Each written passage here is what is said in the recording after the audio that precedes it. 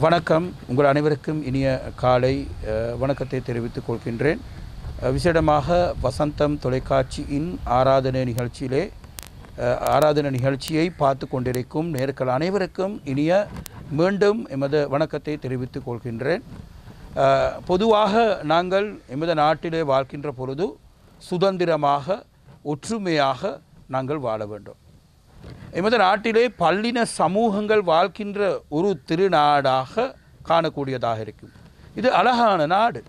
இந்த நாட்டிலே நாங்கள் ஒற்றுமையாக வாழ வேண்டும், சகோதர போல வாழ வேண்டும், ஒருவரை புரிந்து கொள்ளக்கூடியவர்களாக வாழ வேண்டும். அப்படிப்பட்ட வாழ்கின்ற பொழுது உதாரணமாக எமது நாட்டிலே 2 மொழிகள் பயன்படுத்தக்கூடிய ஒரு நாடாக அமைந்திருக்கின்றது.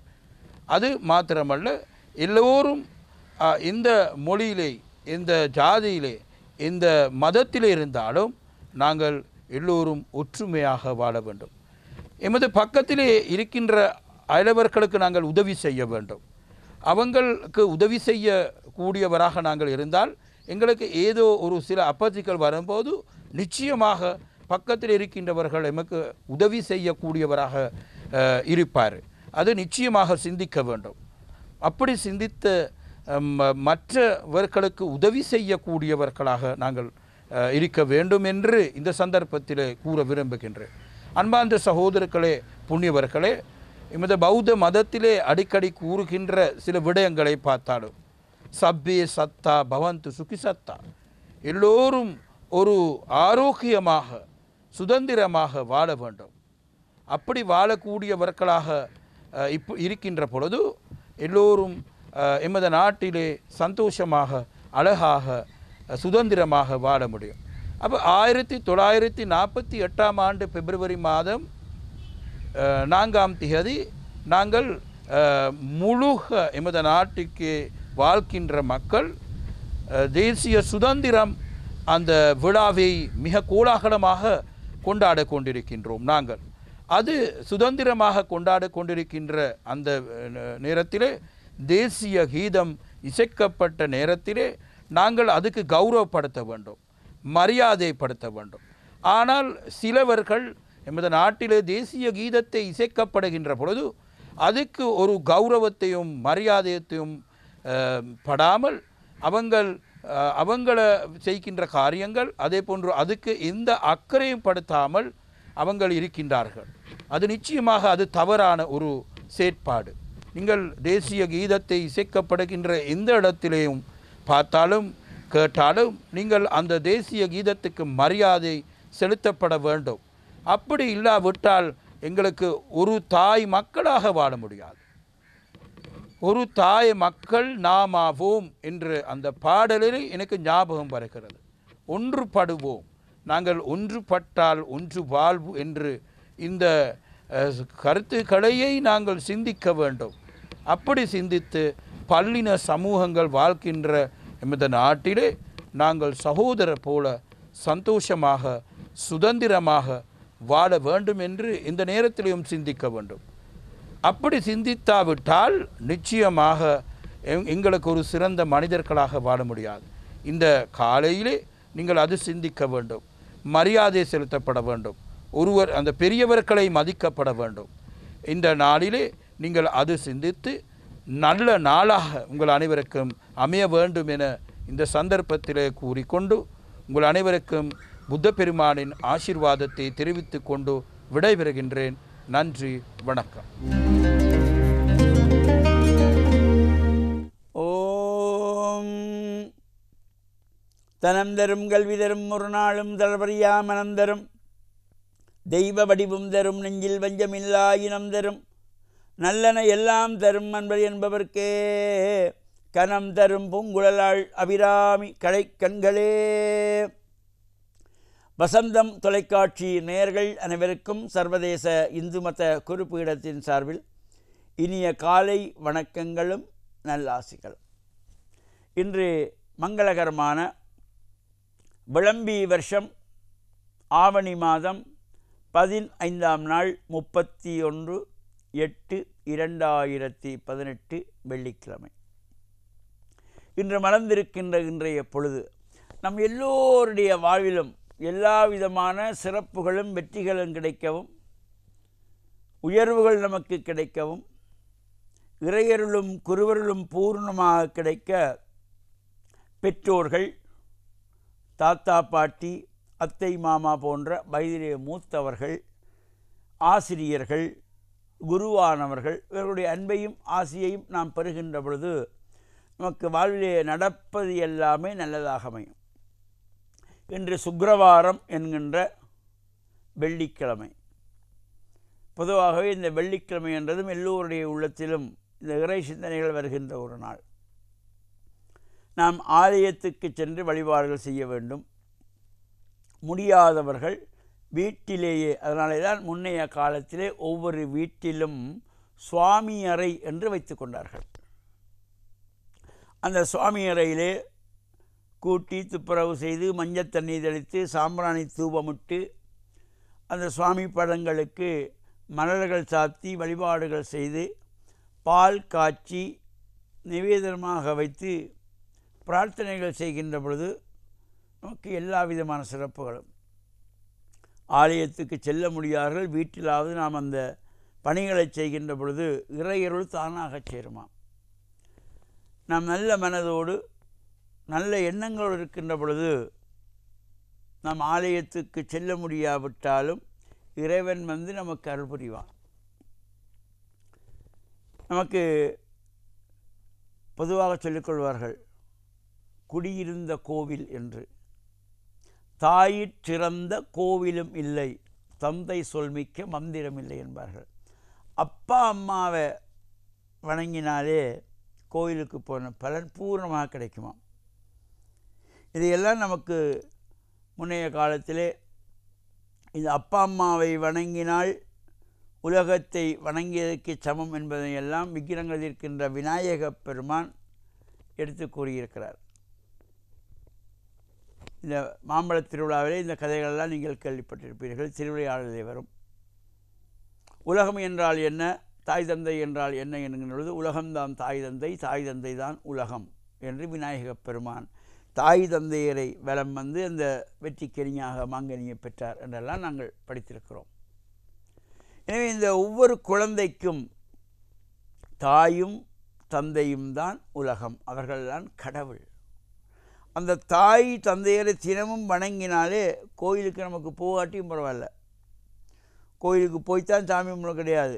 அம்மாவை தொழுதால், அப்பாவை வணங்கினால், அந்த தாய் தந்தையர்களை மனங்கோணாது பார்த்து கொண்டால் அது 100 கோவிலில் கும்பாஷம் பண்ண பலன் கிடைக்குமா. தாய் தான் ஒவ்வொரு குழந்தைக்கும் முதல் தெய்வம், அடுத்து தந்தை. அதனால தான் தாயிறந்த கோவிலும் இல்லை, தந்தை சொல்மிக்க மந்திரம் இல்லை என்றார்கள். எனவே ஒரு கோவில் என்றிருந்தால் அங்கே மந்திர ஒலிகள் இருக்க வரும், அப்போதான் தெய்வ சாநித்தியம் கிடைக்கக்கூடியதாக இருக்கும்.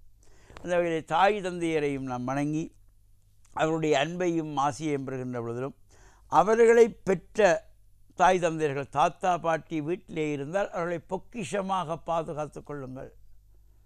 அது அரிய பொக்கிஷமாக. அவ்வாறு வயதிலே மூத்தவர்கள் வீட்டிலே இருந்தால் அவர்களையெல்லாம் நல்லபடியாக மனங்கோணாமல் கவனித்து கொள்ளுகின்ற பொழுது உங்களுக்கு வாழ்வில் உயர்வுகள் கிடைக்கும், சிறப்புகள் கிடைக்கும். அந்த வகையில் நாமும் இறை எண்ணங்களை, இறை சிந்தனைகள் கூடியதாக ஆலய வழிபாடுகளை செய்வதோடு, இப்பொழுது ஆவணி சதுர்த்தியை முன்னிட்டு பல ஆலயங்களில் உற்சவங்கள் ஆரம்பமாக இருக்கின்றன. 15 நாள் உற்சவங்கள், 12 நாள் உற்சவங்கள், 10 நாள் உற்சவங்கள், 25 நாள் உற்சவங்கள் என்ற அந்த ஓர் ஆலயங்களில் உற்சவங்கள். அந்த வகையிலே 10 நாள் உற்சவமாக நடைபெறுகின்றதாகிய கல்முனை நட்பெட்டி முனை ஸ்ரீ கணேச தேவஸ்தானத்துடைய இந்த ஆவணி சதுர்த்தியை தீர்த்தமாக கொண்ட இந்த உற்சவம் எதிர்வரும் 4/9/2018 துவஜ ஆரோகணம் என்கின்ற கொடியேற்ற நிகழ்வோடு ஆரம்பமாகி நடைபெற திருவருள் கூட்டியிருக்கின்றது. 13/9/2018 ஆவணி சதுர்த்தி என்று தீர்த்தோற்சவம்.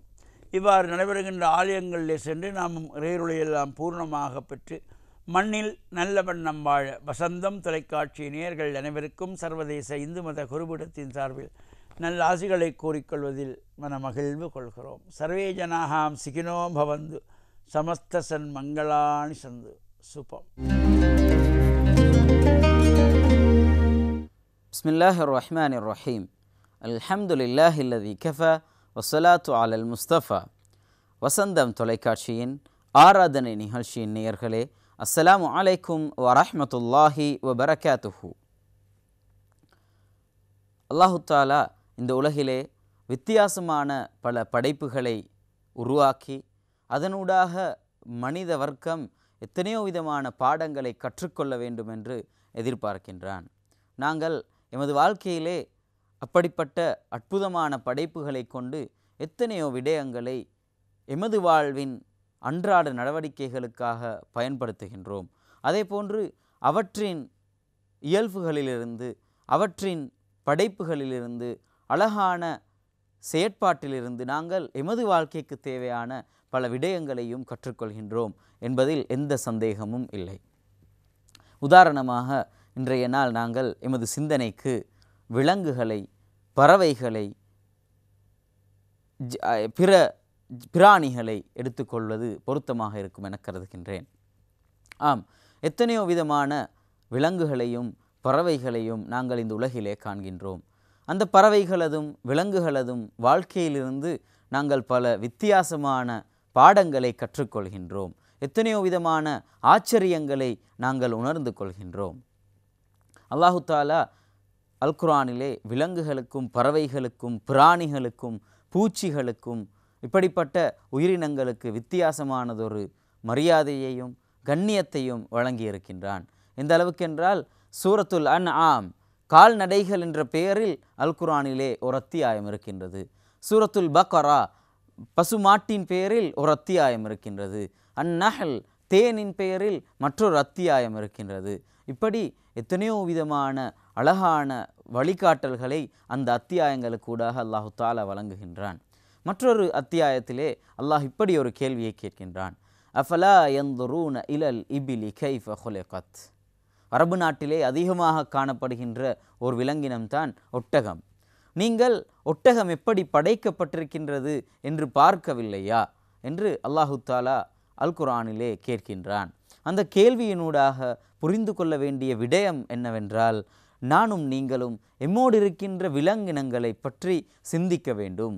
அவற்றை பார்த்து அவற்றின் தோற்றத்தை, அவற்றின் செயற்பாடுகளை, அவற்றின் நடவடிக்கைகளை எல்லாம் நாங்கள் சரியான முறையில் புரிந்து கொள்ள முடியுமாக இருந்தால் எமது வாழ்க்கைக்கும் எத்தனையோ பாடங்கள் இருக்கின்றன.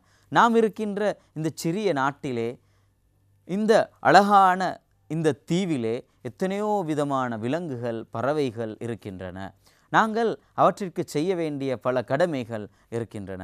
முதலாவதாக அந்த விலங்கினங்களுக்கு, அந்த பறவைகளுக்குரிய கண்ணியத்தை வழங்க கடமைப்பட்டிருக்கின்றோம். அவற்றிற்கு எந்த விதத்திலும் நோவினை செய்யாமல் அவற்றை பாதுகாக்கின்ற பொறுப்பு எம்மை சார்ந்தது.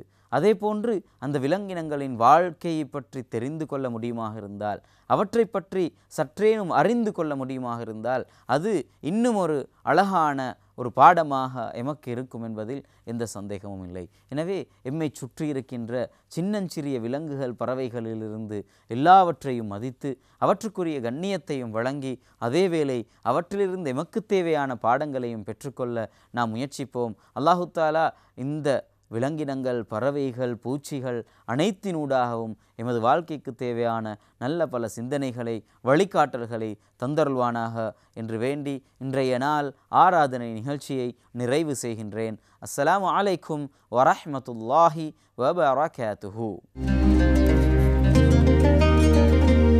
கிறிஸ்துக்குள் பிரியமானவர்களே, புதியதொரு நாளுக்குள்ளாக வந்திருக்கின்றோம். இன்று இந்த மாதத்தின் கடைசி நாள், ஆகஸ்ட் மாதம் 31ஆம் தேதியில் காலடி எடுத்து வைத்திருக்கின்றோம். இந்த நாளிலே ஆண்டவர் இந்த மாதம் முழுவதும் எங்கள் வாழ்வில் செய்த அனைத்து நன்மைத்தனங்களுக்காகவும் நாங்கள் ஆண்டவருக்கு நன்றி கூறுவோம்.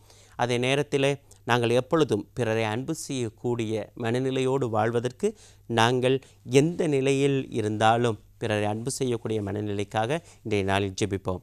அதற்காக ஒரு சிறிய சம்பவத்தை உங்களோடு நான் பகிர்ந்து கொள்ள ஆசையாக இருக்கிறேன். ஒரு காதலன் காதலி இவர்கள் அன்பு செய்து கொண்டு வந்தார்கள். இந்த காதலிக்கு இந்த காதலனை தவிர வேறு யாரையும் பிடிக்காது. ஏனென்றால் இவளுக்கு 2 கண்களும் தெரியாது. அதனால் இவள் தன் காதலன் மாத்திரம்தான் என்னை புரிந்து கொண்டிருக்கின்றான், காதலன் மாத்திரம்தான் என்னை ரொம்பவும் அன்பு செய்கிறான் என்று உயிரையே கொடுத்து அன்பு செய்து கொண்டிருந்தார். இவ்வாறு நாட்கள் பல நகர்ந்து போனது. ஒரு நாள் ஒரு மனிதர் இந்த பெண்ணுக்கு கண்களை தானம் செய்ய முன்வந்தார். அவளுக்கு இந்த கண் ஆப்ரேஷன் நடந்தது. அந்த சிகிச்சையின் பிற்பாடு இவளுடைய கண் பார்வை தெரிந்தது.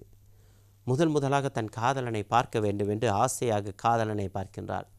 ஒரு ஆச்சரியம், காதலனுக்கு கண்கள் இரண்டும் தெரியாது. அவன் குருடனாக இருந்தான். இவளுக்கு சரியான கோபம். இப்பொழுது நான் உலகத்தை பார்க்கின்றேன், அழகான விஷயங்களை பார்க்கின்றேன், நான் எதிர்பார்ப்பது என் காதலன் அப்படியாக இருக்க வேண்டும், அதனால் நீ என்னுடைய காதலனாக இருக்க முடியாது என்று சொல்லி அவனை தூக்கி வீசி விடுகின்றார். இனிமேல் என் பக்கம் வராதே என்று சொல்லிவிடுகின்றார்.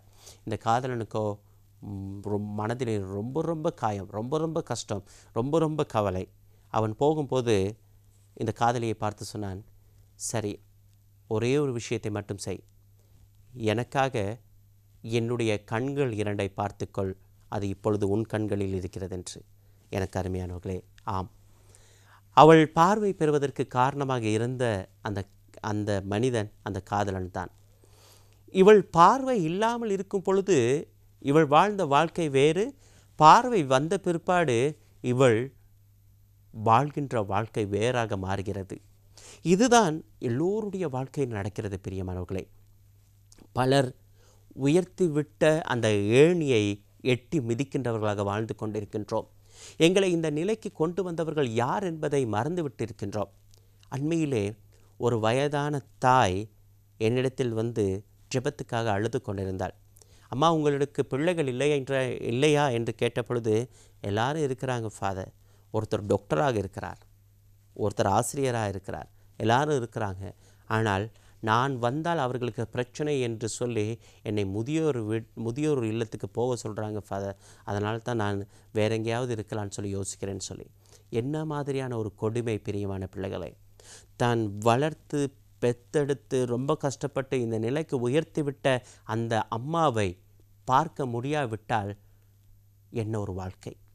அண்மையிலே நாங்கள் பார்க்கின்றோம், ஒரு மகள் தன் வீட்டிலிருந்து குடிசை பக்கமாக தன் தந்தையை அழைத்து வைத்திருந்தாள் என்று. தனக்காக எல்லாவற்றையும் தியாகம் செய்தவர்களை மறந்து போகின்ற உலகத்தில் நானும் நீங்கள் இருக்கின்றோம். சரி, இந்த செய்தியை கேட்டுக்கொண்டிருக்கின்ற நாங்கள் எப்படிப்பட்டவர்கள்? சொல்கின்ற நானும் அல்லது கேட்டுக்கொண்டிருக்கின்ற நீங்களும் எப்படிப்பட்டவர்களாக இருக்கின்றீர்கள்? அப்படியான மனநிலையில் இருந்தால் இன்றோடு அந்த மனநிலையை மாற்றிக்கொள்வோம். மற்றவர்களுக்கு உதவி செய்யக்கூடியவர்களாக, விசேட விதமாக எங்களை உதவி செய்தவர்களை ஒருபோதும் மறக்காத பிள்ளைகளாக வாழ்வதற்கு இந்த நாளில் நாங்கள் இன்றைய முடிவு ஒன்றை எடுத்துக்கொள்வோம். வருகின்ற மாதத்தின் முழுவதுமாக மற்றவர்களை உதவி செய்கின்ற பிள்ளைகளாக, மற்றவர்களுக்கு நல்லது செய்கின்ற பிள்ளைகளாக மாறுவதற்கு நாங்கள் ஒப்புக் கொடுப்போம். ஆண்டவர் தாமே இன்றைய நாளிலும் கூட உங்களை நிறைவாக ஆசீர்வதிப்பாராக. ஆமென்.